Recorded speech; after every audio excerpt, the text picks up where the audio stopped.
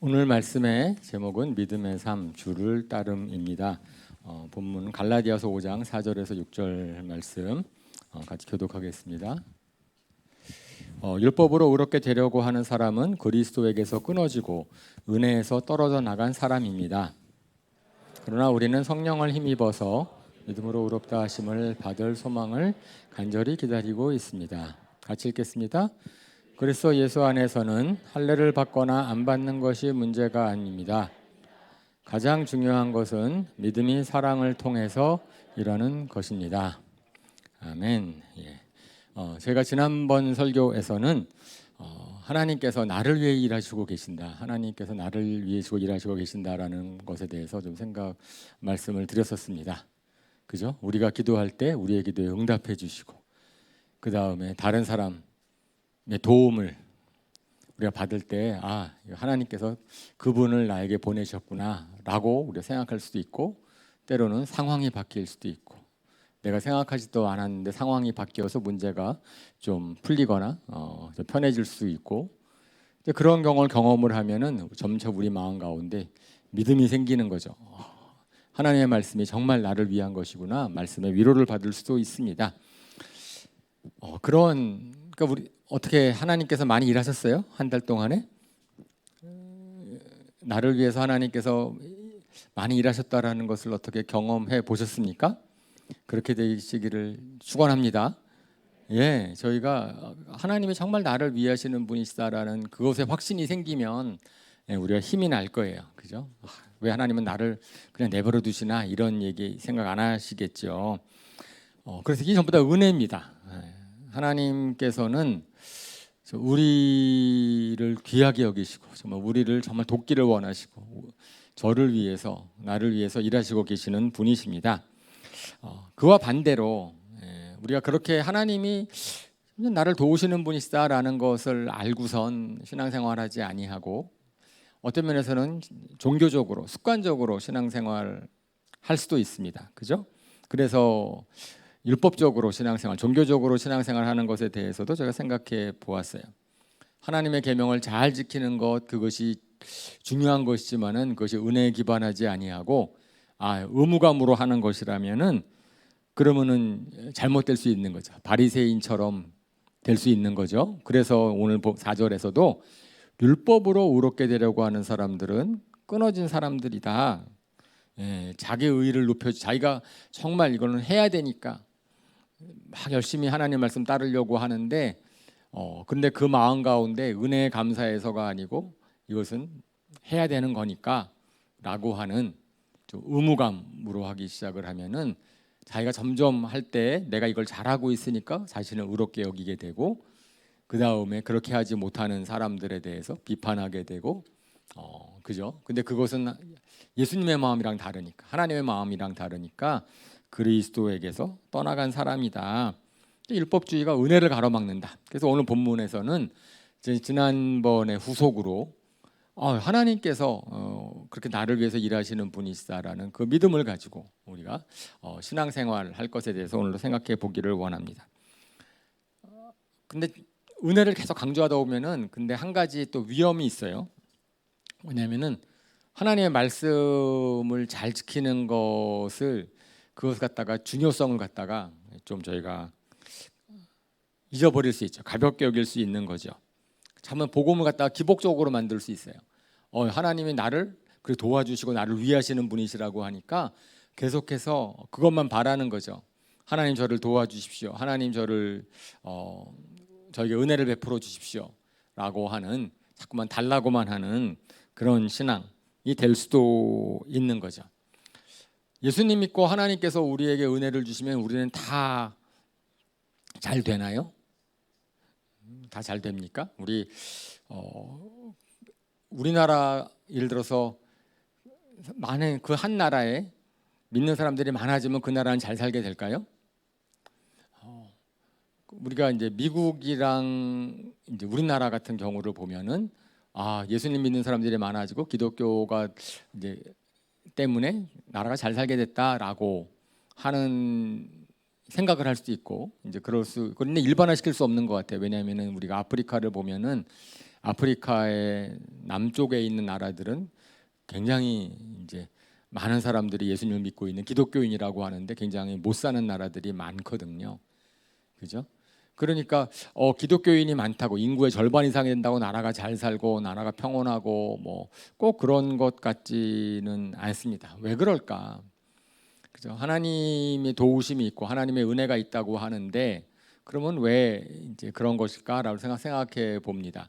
우리가 은혜를 외형적으로 내가 뭘 받는 거라고 생각하면 좀 문제가 생길 수 있습니다. 제가 예를 들어서 어떤 사람에게 물질적인 후원을 받았어요. 물질적인 후원을 받았고 이제 필요한 때 물적 후원을 받았을 때 근데 거기에 대해서 제가 뭔가 좀 갚아 주고 싶다. 은혜를 나한테 호의를 베푼 사람들한테 뭔가를 해주고 싶다라는 생각을 받지 않으면 그것은 은혜를 받은 게 아니고 물질적인 후원을 받은 거죠. 그냥 후원을 받은 거지. 그러니까 은혜를 받은 거라고 할 수 없습니다. 예를 들어서 어떤 사람이 나를 위로해 줬을 때 제가 위로를 받을 수는 있지만 그것이 은혜가 되지 않을 수 있다는 얘기예요. 은혜라는 얘기는 그냥 그 말 그대로 하면은 나에게 거기에 감동을 해서 그 합당하게 반응이 나올 때 제가 은혜를 받은 거죠. 그러니까 많은 좋은 것을 받고서도 우리는 은혜를 받지 않을 수 있는 거죠. 하나님의 은혜를 많이 받았지만은 거기에 대해서 합당한 거를 반응을 보이지 않으면 우리가 받은 것은 그런 은혜가 아니고 그죠? 그걸 은혜라고 얘기할 수가 없겠다라고 하는 겁니다. 은혜를 바로 깨달으면은 합당한 반응이 나오게 되어 있다. 성경에서 그 말씀하시는 바예요. 하나님께서 우리에게 은혜를 주신 이유는 우리가 그 은혜에 감동해서 감격해서 무엇인가를 하게 만드는 거죠. 고린도후서 5장 14절 15절 말씀 이것도 한번 같이 읽어볼게요. 그리스도의 사랑이 우리를 휘어잡습니다. 우리가 확신하기로는 한 사람이 모든 사람을 위하여 죽으셨으니 모든 사람이 죽은 셈입니다. 그런데 그리스도께서 모든 사람을 위하여 죽으신 것은 이제부터는 살아있는 사람들이 자기 자신들을 위하여 살아가도록 하려는 것이 아니라 자기들을 위하여서 죽으셨다가 살아나신 그분을 위하여 살아가도록 하려는 것입니다. 이게 사도 바울의 고백인데 이제 14절에 저는 처음의 표현 그리스도의 사랑이 우리를 휘어잡는다라고 하는 표현이 굉장히 시적이죠. 강렬한 표현인데 저는 참 맞는 표현이라고 생각을 해요. 실질적으로 하나님께서 우리의 은혜를 주신 이고 우리를 은혜를 주신 이유는 우리가 그리스도의 사랑에 휘어잡히게 되기 위해서라고 하는 거죠. 그래서 하나님의 은혜를 딱 정말 우리가 깨닫는다면 거기에 합당한 반응이 나오게 되어 있고 그것이 은혜의 복음입니다. 은혜의 복음이라고 하는 것은 하나님께서 은혜를 주신다라고 해서 멈추는 것이 아니고 내가 정말 그 은혜를 받고 나서 거기에 내가 어떻게 반응하는가에 따라 나오는 거죠. 그랬을 때에 여기에서는 말씀하시는 것이 하나님의 은혜를 받은 자는 더 이상 자신을 위해 살게 되지 않는다. 자신을 위해 살게 되지 아니하고 자기를 위하여 죽어서 살아나신 예수님을 위하여 살게 된다라고 이야기를 합니다. 오늘 본문에서는 갈라디아서 5장절에서는 가장 중요한 것은 뭐라고 되어 있냐면은 믿음이 사랑으로 일하는 것이다. 믿음이 사랑을 통하여 일하는 것이다. 라고 이야기를 하고 그 다음에 그 믿음이 5절에 우리를 의롭게 만든다라고 얘기를 하는 겁니다.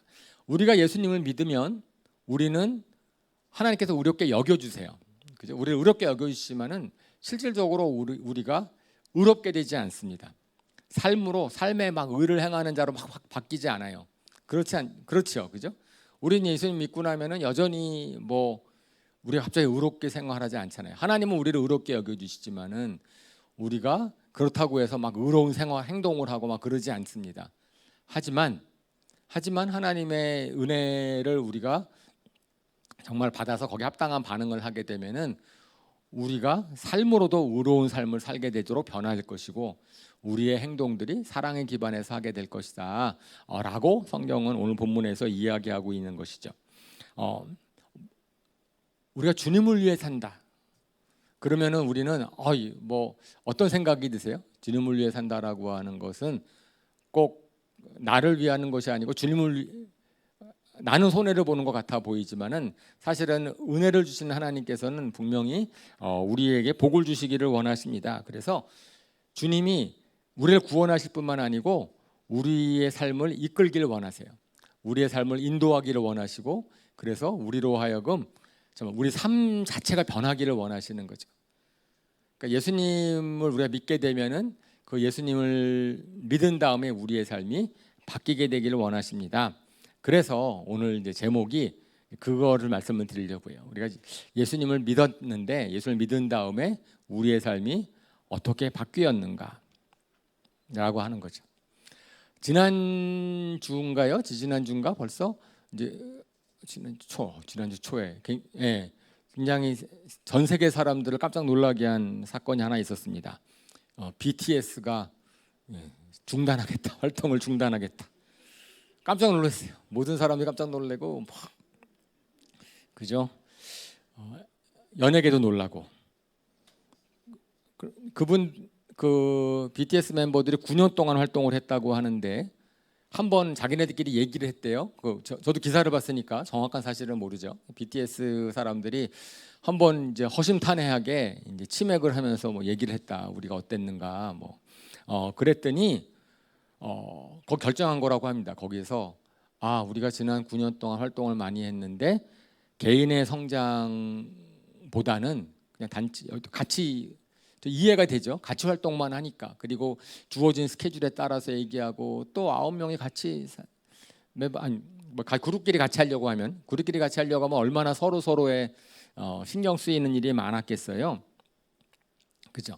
실질적으로 BTS가 왜 인기를 얻었습니까? BTS가 인기를 얻은 이유는 그들의 가사에 그죠? 그들의 심정이 담겨 있었기 때문에 그런 거거든요. 자기네들의 젊은이들의 심정을 그 가사에 담아서 진솔하게 표현한 것 때문에 사람들이 공감을 한 거죠. 그랬더니 그들이 이제 얘기를 하는 거예요. 더 이상 할 얘기가 없다는 거예요. 노래 가사를 쓸 게 없다. 그래서 리더 RM은 이렇게 얘기했다고 합니다. 언제부터인가 우리 팀이 뭔지 모르겠다. 우리 팀이 앞으로 어디로 나아가야 할지도 모르겠다. 랩 번안하는 기계가 되고 영어를 열심히 하면 내 역할은 끝났다. 팬들이 우리를 키웠는데 그들에게 보답할 수가 없게 된 것 같았다. 슈가라는 친구가 있나 봐요. 슈가도 가사가 할 말이 나오지 않았다. 억지로 쥐어 짜내고 있었다. 그러니까 이렇게 해서는 더 이상 갈 수가 없다 라고 얘기를 했다는 것입니다. 이해가 되죠. 그죠?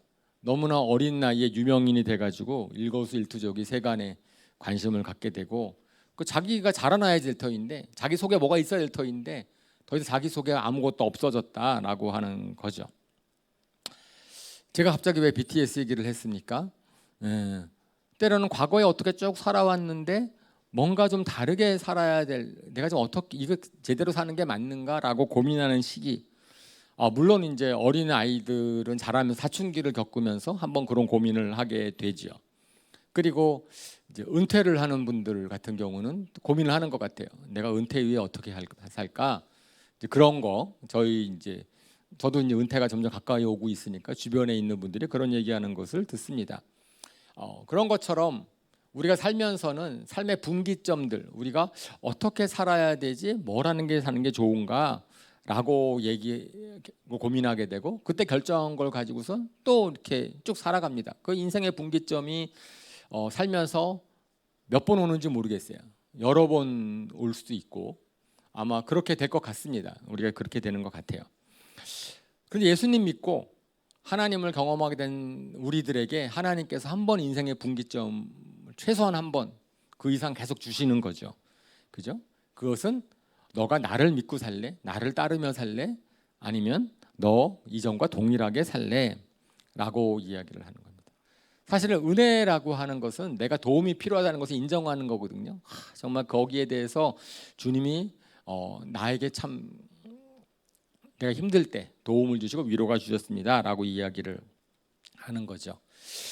그랬을 때 믿음으로 산다. 주님께서는 우리를 구원하여 주실 뿐 아니고 이제는 우리의 삶을 이끌길 원하시니까 너가 내 맹어를 매자. 너 수고하고 무거운 좀 다 버려놓고 나랑 같이 따라 살자라고 예수님이 초청을 하시는 거지요.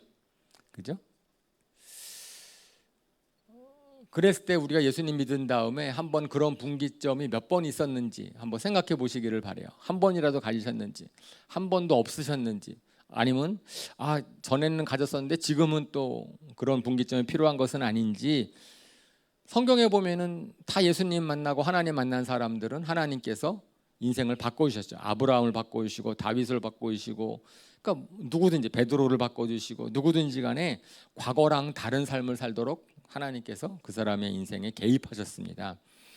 그리고 우리 각자에게도 하나님께서는 나를 따라오라라고 부르시죠. 그것은 전환점인데 예수님 믿었다고 그런 전환점을 갖게 되지는 않는 것 같아요. 제가 앞에 말씀을 드렸지만은 은혜의 복음을 받아들이게 되면은 하나님이 주시는 것에 너무 감사하니까 감격하지만은, 그래서 예전과 똑같은 삶을 살 수 있습니다. 그러면서 그때마다 뭔가 도움을 주시도록, 저 계속 이걸 하고 있는데요, 주님이 도와주셨으니까 그 다음에는 이런 도움이 필요합니다. 이런 도움이 필요합니다.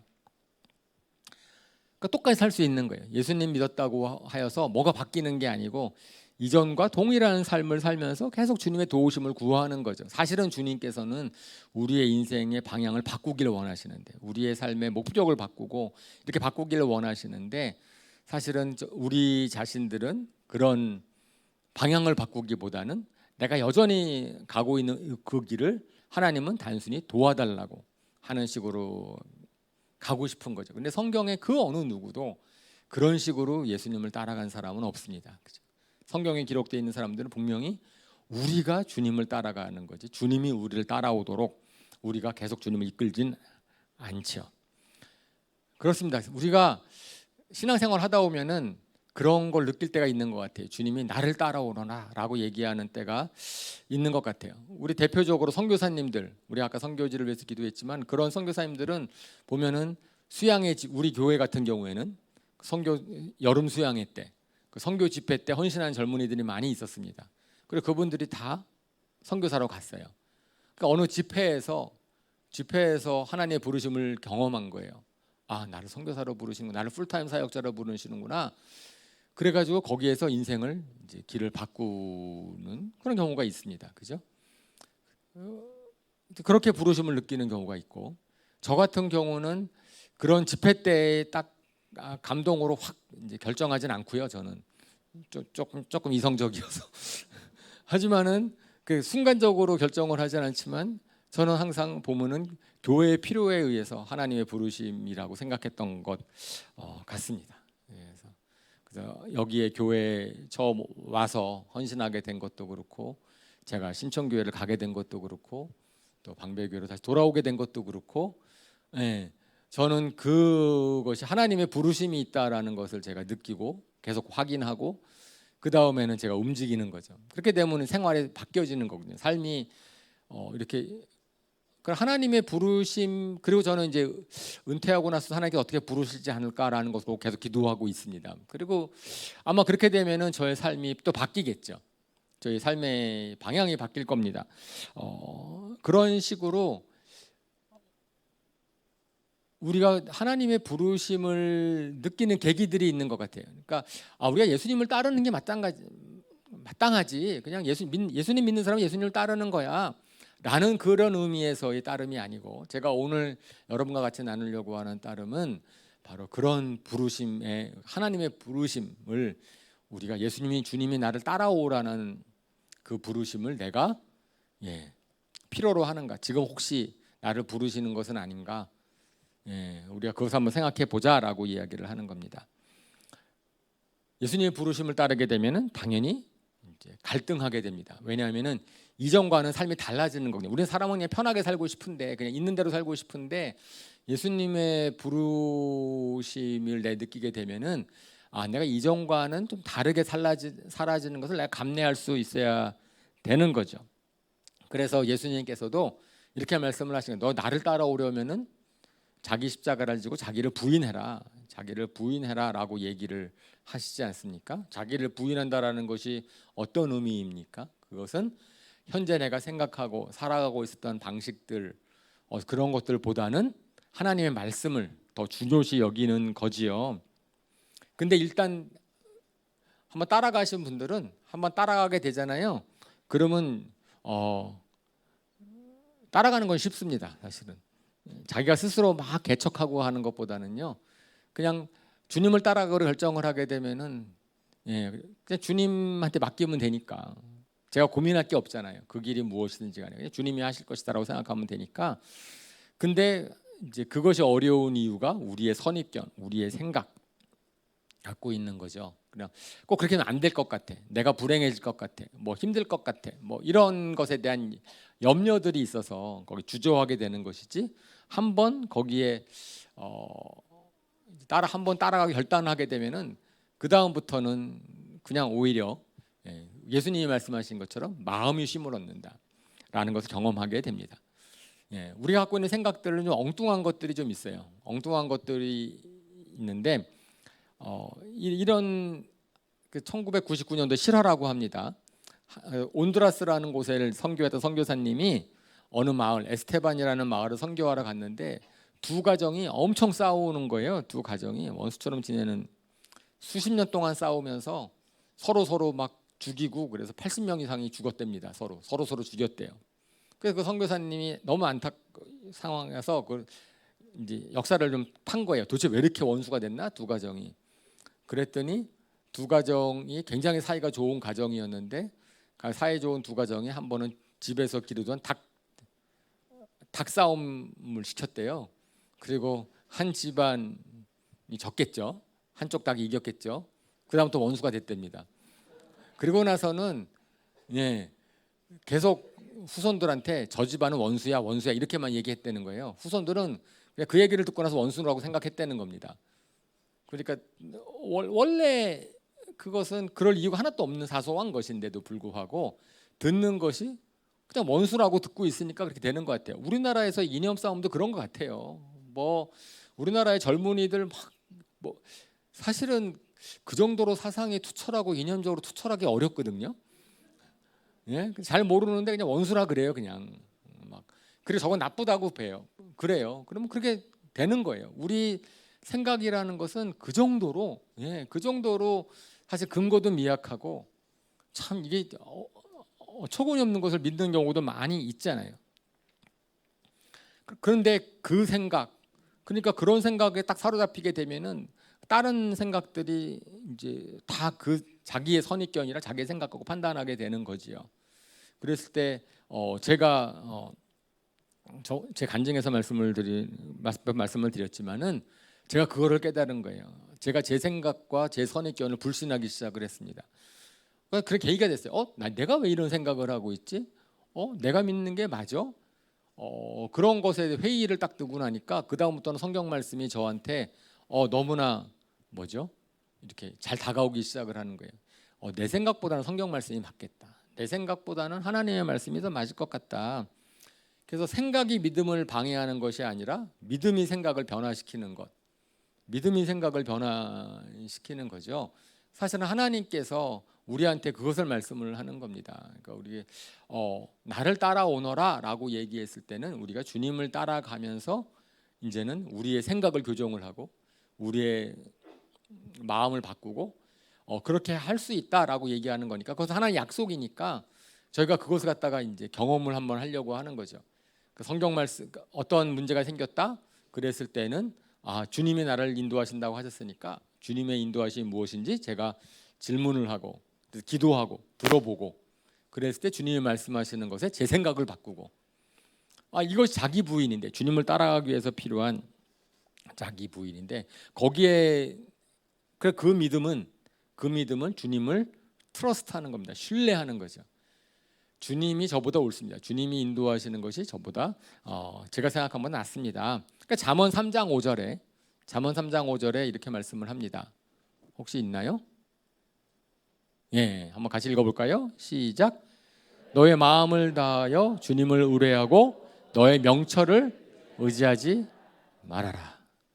너의 명철을 의지하지 말아라. 너의 마음을 다하여 주님을 의뢰하고 너의 명철을 가장 지혜가 많다고 하는 솔로몬이 한 말씀이잖아요. 솔로몬보다 명철하다고 생각하는 사람이 없을 터인데 그럼에도 불구하고 명철을 의지하지 말라라고 이야기를 합니다. 그래서 우리 믿음이라고 성경에서 말씀하시는 믿음이라고 하는 것은 하나님을 신뢰하는 거죠. 우리가 아무리 예배를 해도 아무리 헌금을 많이 드리고 봉사를 많이 해도 그것이 하나님을 기쁘게 하지 않고 성경에서는 하나님을 믿으면 신뢰하면 그것 하나님 기뻐하신다. 믿음 없이는 하나님을 기쁘시게 못한다라고 이야기를 하는 거죠. 그래서 우리가 그런 주님의 특별한 부르심, 내가 이전의 나의 생각, 이전의 나의 삶, 이전의 내 삶의 목표 이런 거랑 다른 그러한 주님의 부르심, 나를 따라오노라고 하는 부르심을 저희가 우리 삶의 간증 가운데 있기를 원하고, 그리고 지금 혹시 그런 것이 필요하다고 하면 지금 그 부르심을 갖다가 한번 생각해 보았으면 좋겠습니다. 모든 사람들이 잘 따라가지 않습니다. 예수님이 부르셨을 때 모든 사람들이 예수님을 따라간 것은 아니죠, 그죠? 그 성경에 누가복음 9장 57절부터 62절 거기에 말씀에 예가 있는데 우리 그것도 교독 한번 해볼게요. 그들이 길을 가고 있는데 어떤 사람이 예수께 말하였다. 나는 선생님이 가시는 곳이면 어디든지 따라가겠습니다. 그래서 여우도 굴이 있고 하늘 나는 새도 보금자리가 있으나 인자는 머리들. 또 예수께서 다른 사람에게 나를 따라오너라 하고 말씀하셨다. 그러나 그 사람이 말하였다. 주님, 내가 먼저 가서 아버지의 장례를 치르도록 허락하여 주십시오. 예수께서는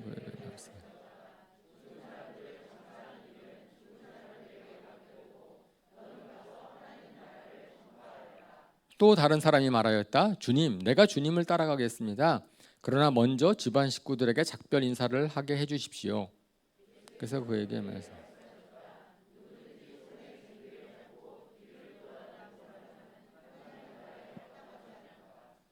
네, 여기에는 12제자들은 주님이 부르실 때 다 따라간 기록만 나와 있는데 여기의 기록에서는 주님을 따라가겠다라고 했는데 예수님께서 한번 생각해봐라. 이것이 무엇을 의미하는 것인지를 생각해보고 따라간다는 것이 무엇을 의미하는지를 사실은 저희가 이런 것 때문에 주님의 부르심에 따라가겠습니다라고 하는 걸 주저하게 되는 것 같아요.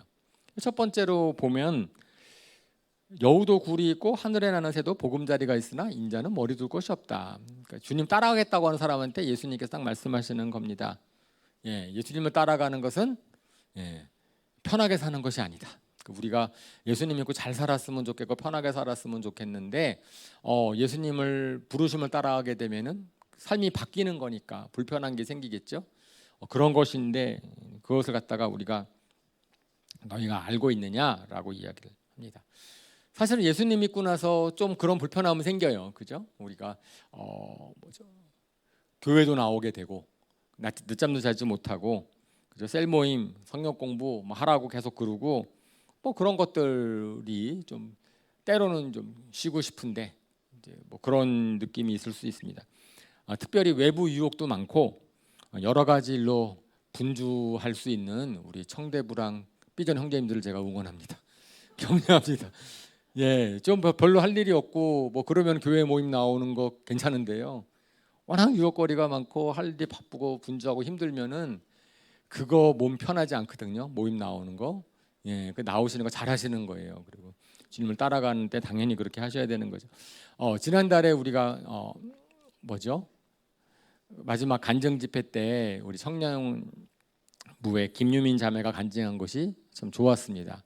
그때 간증을 들으셨던 분들은 들으셨겠지만, 그죠? 그 자매가 수요 예배와 금요 예배에 나와야 되겠다라고 본인이 이제 감동을 받고 헌신을 한 이후에 하나님이 그 자매에게 베푸시는 은혜에 대한 간증을 했어요.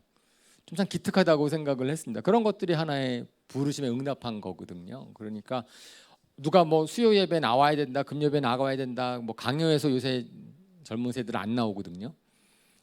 그런데 이제 본인이 나와야 되겠다라고 생각하는 마음이 들었고 거기에 헌신을 하니까 그 다음에는 주님이 주시는 은혜를 경험했다. 저는 이런 간증들이 정말 많아지기를 바라는 거지요. 그죠? 우리 아시면 선교사님들 아까 말씀했잖아요. 부르시면 헌신해서 갈 때 당연히 이 땅의 편한 삶을 다 포기하고 그곳에 감수하고라도 가야 될 그러한 부르심이라는 것을 알고 간 거지요. 요즘에 젊은 사람들이 가장 원하는 것이 편하게 사는 것이라고 하죠. 그죠? 뭐 돈 많이 버는 거 이것보다도 편하게 사는 것을 원하는 사람이 많습니다. 그죠? 애쓰며 노력하고 미래 지금 현재 노력하면은 잘 될 거야 이것보다는 지금 내가 좀 그냥 행복하게 살고 싶고 지금 내가 편하게 살고 싶다라는 것이 많습니다.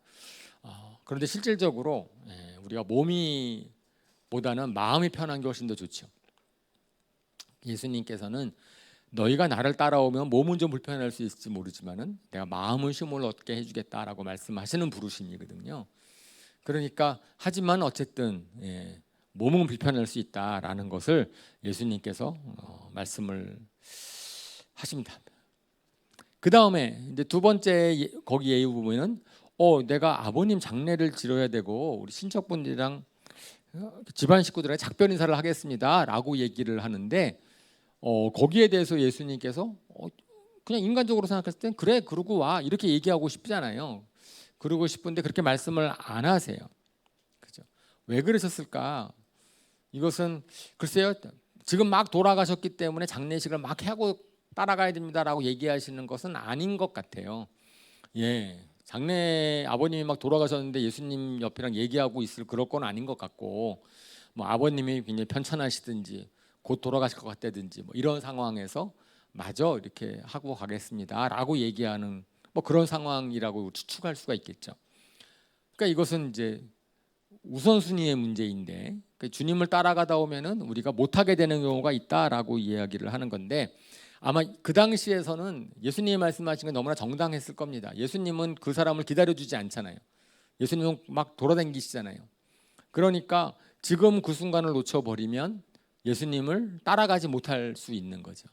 아버님 장례식, 집안 식구들한테 인사, 파티 한번 하고 났더니 예수님이 기다려주지 않는 거죠. 예수님이 어디를 가셨을 수도 있잖아요. 다른 하나님의 인도하심을 따라서. 그러니까 지금 따라오는 것은 지금 결정할 일이다라고 이야기를 하는 건데 돌이켜보면 그렇죠. 우리도 다음 기회, 다음번에, 나중에 지금 주님이 나를 부르시는 것 같은데 지금 이 기회 주님의 인도하심이라는 걸 느껴지려고 한다면 굳이 외면하는 거죠. 그러니까 딱 들었을 때 그것을 그냥 넘겨버릴 수 있는 거죠. 왜냐하면 나한테는 다른 더 중요한 것이 있다고 생각하기 때문에 그런 거죠. 그러니까 주님을 따라간다고 했을 때에는 우리가 하고 싶어하는 것, 그 무엇이 못하게 될 수 있다라는 것을 아는 거잖아요. 이제 그 결정을 해야 된다. 근데 우리는 우리가 중요하게 여기는 것에 대해서는 우선순위를 잘 조정을 합니다. 그렇지 않나요? 내가 좀 하고 싶은 것 있으면은 그것을 위해서는 다른 스케줄을 조정하는 것은 우리가 잘 합니다. 그렇죠? 뭐 제가 전에도 말씀을 드린 적이 있는 것 같은데 제가 운동을 좋아하고 테니스를 치는 걸 좋아하잖아요. 근데 많은 선생님들이 운동을 아무리 좋아해도 운동 시간을 못 내요. 바쁘시거든요. 근데 제가 2급 비밀을 알려드리면은 제가 부학장으로 굉장히 바쁠 때에도 저는 테니스 총무를 하면서 한 번도 안 빠졌어요. 테니스 치는 거를. 어떻게 그렇게 할 수 있겠습니까? 지금 지나갔으니까 제가 부학장일보다 테니스 치는 걸 더 중요하게 여겼어요. 그래서 스케줄을 그냥 그 시간 다 빼놓는 겁니다. 왜냐하면은 뭐 있어도 수업 간다 그러면 다 빼주더라고요. 그러니까 저도 수업이라고 생각한 거예요. 그 시간에는 수업이 있어요. 테니스 수업 저 혼자만의. 일정들이 다른 건 다 조정이 됩니다. 그거에 따라서. 근데 테니스보다 더 우선순위가 있는 게 있죠. 저는 교회 모임이죠. 교회 일 그러면은 제가 해야 되는 거 있으면은 저는 과감하게 테니스 치는 거를 다 희생을 할 수 있으니까. 그러니까 우선순위 조정이 되면 순서가 딱 있습니다. 그래서 뭐가 있으면은 이것 때문에 이거 조정하고 이거 조정하고 이거 조정하고 이제 그런 일인 거죠. 이제 그거 아까 주님을 따라간다라고 하는 것은 이와 같이 내가 우선순위를 조정 무엇보다도 이것을 가장 우선순위에 놓겠습니다라고 결정을 하는 거죠. 그렇기 때문에 아마 우리는 그냥 예수님 믿으면 주님을 따라가는 것 아니야라고 얘기를 하지만 오늘 저희가 말씀을 나누는 주님이 우리한테 말씀하시는 것은 정말 주님께서는 우리의 인생을 바꾸기를 원하시거든요. 우리가 이전과는 다르게 살기를 원하시고 그렇게 가운데서 주님을 더 신뢰하기를 원하시고 주님을 더 알아가기를 원하시고 그렇게 되면은 주님이 주시는 기쁨을 누리기를 원하시고 그러니까 우리가 예수님을 믿으면서 주님 안에서의 기쁨을 누리고 주님 안에서 행복해지고 근데 언제 그렇게 될 거냐라고 이야기를 하는 겁니다. 우리가 생각해 보죠. 우리가 언제 기쁘죠? 언제 행복하죠? 실질적으로 우리가 애를 쓰고 노력을 하고 마음을 쓰는 데서 우리가 기쁨을 누립니다. 내가 마음을 쓰지 않고 그냥 이렇게 돼 있었는데 저한테 뭐가 주어졌어요.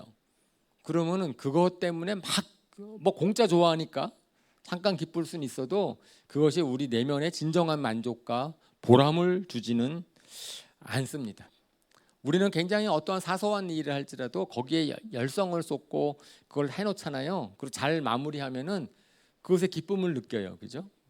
그렇지 않습니까? 우리 예술을 하는 분들 뭐 그림 그릴 때 남이 아무것도 안 알아줘도 자기가 탁 완성하고 나면은 그냥 만족감을 느낄 수 있는 거죠. 제가 그런 것들은 아마 다 경험해 보셨을 거예요. 제가 대학 시절 동아리 활동에서 제가 여행하는 동아리를 해가지고 사진 같은 거 다 정리하면서 한번 전시회를 한번 한 적이 있거든요. 그 전시회를 한번 하고 났더니 마음이 되게 울컥해지더라고요. 그냥 그거 뭐 대단한 거라고 아무것도 아닌데. 근데 마음은 그렇더라는 거죠.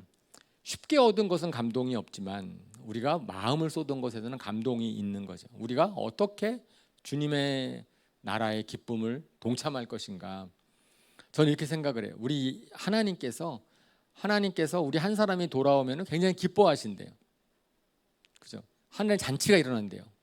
왜 그러실까요? 왜 하나님이 그렇게 기뻐하실까요? 우리 한 사람이 돌아오는 것을. 하나님이 우리를 위해서 일하셨기 때문에, 하나님이 우리에게 마음을 쓰셨기 때문에, 하나님이 아무 일도 안 하시고 그냥 돌아오라고 구원받으라고 이렇게 한 명이 돌아왔다고 치면은 그 한 사람 돌아온 것 때문에 하나님이 기쁘실까요? 쉬운 일이라면. 그런데 한 사람 구원하시기 위해서 하나님께서 그렇게 애쓰시고, 그러니까 우리 한 사람이 돌아오면은 하나님이 너무나 기뻐하신다라고 하는 것에서는 뭐가 암시되고 있는 거예요? 하나님이 그만큼 우리를 위해서 마음을 쓰셨다. 우리를 그만큼 사랑하신다.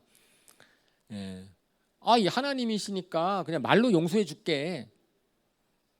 그렇게 해서 용서 받는 이게 아니잖아요. 하나님께서는 우리 한 사람을 구원하시기 위해서 예수님을 십자가에 달려 돌아가시게 하셨잖아요. 그죠? 그러니까 그것에 대해서 한 사람이 돌아오니까 그것이 막 너무나 기쁜 거죠. 근데 그러한 거, 하나님의 나라의 기쁨이라는 것은 그런 것이라는 거죠. 정말 주님을 따라가고 주님의 부르심에 같이 해서 주님과 동참해서 보면은 그 가운데서 주님이 우리에게 주시는 기쁨이 있고 감동이 있습니다. 대충 믿고 그냥 주님 믿었는데 대충 좋아지는 것 이거 갖고서 우리가 기뻐하지 않아요. 우리가 그것이 그냥 뭐 잠깐 기쁠 수는 있을지 몰라도 내면의 기쁨을 주진 않는다라고 이야기를 하는 겁니다. 그래서 주님께서 우리를 따라오라고, 내가 너 인생을 바꿔주시겠다고, 주님께서 우리를 따라오라고 하는 것은 기본적으로 우리 인생이 바뀌어, 이 세상에서의 그냥 이전과의 삶과는 달리 이제는 주님을 위해 사는 것처럼 보이지만 그 결국은 우리를 위해 사는 삶이라는 것을 우리로 깨닫게 해주십니다. 주님께서는 그래서 우리의 삶으로 주님께 영광을 돌리기를 원하시고, 그 다음에 우리 자신이 주님의 영광에 동참하기를 원하시고, 주님이 우리의 인생을 아름답게 만들기를 원하시고 최선의 삶으로 이끌기를 원하시고, 우리가 그것을 믿느냐라고 하는 거죠. 너가 나를 믿느냐라고 했을 때 신뢰한다라고 하는 것은 내가 주님을 따라가는 것이 나에게 있어서 최선의 삶입니다. 최선의 것이기 때문에 저는 주님을 따르겠습니다라고 얘기하는 거, 말씀하는 것이죠. 그렇게 되면은 이제 우리가 주님을 따라가는 일, 뭐 다른 일을 시키지는 않을 것 같아요. 제가 우리가 하는 삶에 갑자기 뭐 직장을 바꿔라라든지 어디 이사를 가라라든지 뭐 이런 식으로 이런 게 주님을 따라가는 게 아니고, 우리가 삶의 목적, 내가 삶을 사는 이유, 내가 주님의 인도하심을 따르겠다라고 얘기하는 거죠. 그래서 근데 이 모든 일은 주님께서는 성경에 이렇게 되어 있어요. 주님은 모든 일을 사랑으로 하신다라고. 모든 일을 사랑으로 하신다고 시편 기자가 말씀하고 있는데, 그것 때문에 주님을 따라가는 사람들은 모든 일을 믿음은 사랑을 통해서 역사하신다라고 되어 있는 겁니다. 그래서 저는 우리가 하는 일과 주님이 하는 일에 구별되는 점이 있다면 거기에 사랑이 있느냐 없느냐. 그러니까 내가 하는 일은 하나님에 대한 사랑이랑 다른 사람에 대한 사랑을 갖고 하는 일이 별로 없습니다. 내 일은. 근데 우리 주님의 일은 하나님을 사랑하고 이웃 사랑하는 마음으로 합니다. 동일한 일을 해도 이제 그게 달라지는 거죠. 주님을 따르고 안 따르고. 고린도전서 13장 2절에 우리 잘 아는 말씀이지만 사랑장에 이렇게 말씀하지 않습니까? 고린도전서 13장 2절 아마 내가 예언한 능력을 가지고 있을지라도, 또 모든 비밀과 모든 지식을 가지고 있을지라도, 또 산을 옮길 만한 모든 믿음을 가지고 있을지라도 사랑이 없으면 아무것도 아닙니다. 우리가 무지하게 대단한 일을 한다 할지라도, 주님을 위해서 일을 한다고 할지라도 거기에 사랑이 없으면 그것은 주님의 일이 아니라 내 일이다라고 얘기를 하는 겁니다. 주님의 일이 아니라 내 일이다, 내 일이 될 수 있다라고 얘기를 하는 거예요. 그렇죠? 우리가 세상이 되게 복잡하고 아까 제가 말씀을 드렸다시피 서로 막 갈등하고 이유도 뭔지 모르게 다툼하고 막 이렇다고 하고 비판하고 싸우기는 되게 쉬워요. 불평하기도 되게 쉽고. 그런데 사랑하기는 어렵습니다. 근데 우리 예수님의 은혜를 아는 사람들은, 예수님의 은혜를, 하나님의 은혜를 믿은 사람들은 우리가 사랑의 능력을 믿는 겁니다. 우리가 사랑으로 일을 하면, 사랑으로 하면은 바뀔 것이다 라고 하는 것을 믿는 거죠. 의에 대한 소망이 생긴다. 우리가 언제 의롭게 되는가? 당연히 믿을 때 하나님이 우리를 의롭게 여기신다고 하지만 우리가 어떻게 의로운 사람으로 변화될 것입니까? 그것은 우리가 사랑으로 일을 하기 시작하면 사실은 결국은 의로운 사람으로 바뀔 것이다. 우리가 그런 소망이 있는 거예요. 제가 그래서 우리 센터처치 강의를 하면서도 제가 그 소망에 대해서 계속 생각하게 됩니다. 우리가 부흥에 대한 소망이 있는가? 사회가 잘 될 것이라는 의에 대한 소망이 있는가? 우리가 그 소망이 있으면 우리가 그 일을 할 수 있거든요. 우리가 직장에서 내가 한 사람이 믿음의 삶을 살게 될 때, 그러면 직장의 환경이 바뀔 것이라는 것에 대한 소망이 있으면 우리가 그걸 하는 거죠. 의에 대한 소망이 있는가?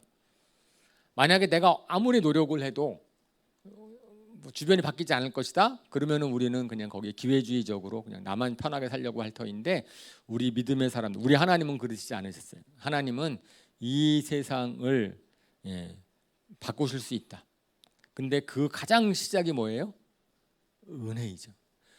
하나님이 은혜를 주시고 그 은혜를 아는 사람들이 거기에 은혜에 감동을 하여서 믿음으로 살게 되면, 그러면 그제서야 우리 세상이 바뀔 수가 있을 것이다. 하나님의 나라가 확장될 것이다 라는 것을 하나님께서 성경에 말씀하셨고 우리가 그것을 믿음으로 살아가는 것이지요.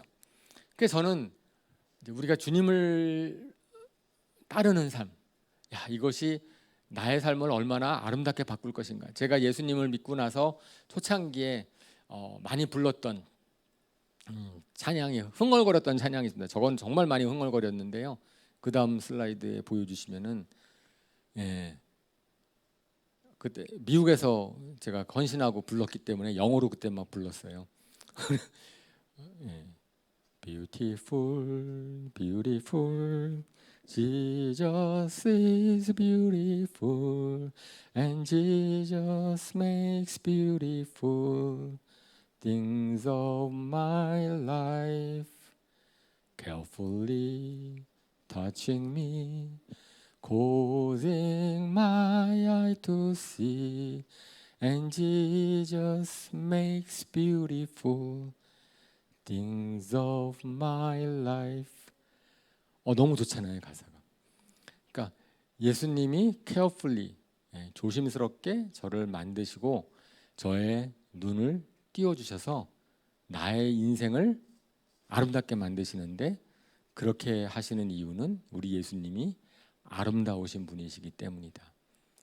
예수 아름다우신 주. 그러니까 하나님이 아름다우신 분이시기 때문에 하나님은 당신을 따라오는 사람들의 인생을 아름답게 만들기를 원하시고 그렇기 때문에 우리를 따라오라고 하시는 것이다 라고 하는 그 것이죠. 그러니까 이게 하나님의 마음이라고 생각을 해요. 제가 은혜라고 하는 것을 제가 지난번부터 계속 말씀을 드리는데 하나님께서 우리가 그것을 알기를 원하시는 거죠. 우리가 은혜 가운데 있습니다. 근데 은혜 가운데 있는 것은 우리가 받기만 하는 것이 아니라 어떻게 해야 한다고요? 우리가 거기에 반응하는 것이라. 그 은혜가 반응할 때 은혜가 되는 거예요. 그리고 은혜에 반응하는 것이 하나님께서 우리를 때에 따라 부르시는 거죠. 너 이렇게 나를 따라올래? 때로는 우리에게 부담을 주시면 거기에 우리는 그것을 갖다가 우리 입장에서 봤을 때는 헌신한다라고 표현할지 모르는데 나중에 보면은 그것이 다 나의 헌신이 아니고 하나님의 은혜 때문에 그냥 제가 한 마땅한 반응이고 거기에서 우리의 감격이 있는 거죠. 그러니까 저는 하나님 주님의 나를 따라오라고 하는 부르심은 오늘 다시 표현을 하자면 나의 인생을 아름답게 만들어 주시겠다고 한번 주님께서 우리의 인생을 너가 과거에 살아왔던 인생이랑은 한번 다른 식으로 좀 헌신해 보지 않을래? 그것이 어떤 사람은 집회 가운데서, 어떤 사람은 말씀을 통해서, 어떤 사람들은 교회의 필요에 따라서 아마 다양한 방식으로의 주님의 부르심을 느낄 수 있을 겁니다. 하지만 그 어떠한 것이든지 간에 그것을 외면하지 않고 따르면 저는 주님이 주시는 그런 기쁨, 감격, 그 다음에 실질적으로는 주변이 바뀌는 우로움에 대한 소망, 그런 것들이 우리에게 다시 살아날 줄로 믿습니다. 저는 그런 믿음의 사람들, 은혜 때문에 믿음으로 반응하는 저와 여러분의 시기를 주님의 이름으로 축원합니다. 아멘. 우리 이 시간 눈을 감고 오늘 하나님께서 우리에게 주시는 말씀을 우리가 생각하면서 헌신했으면 좋겠어요. 어떠십니까? 주님의 부르심을 느끼십니까? 주님의 부르심 아마 과거에 경험하신 분이 있을 거예요. 근데 주님은 계속해서 우리의 인생이 정말 아름답게 변하시도록 주님의 하시는 일에 동참하시도록 지금도 또 부르실 수 있습니다. 부르시고 계신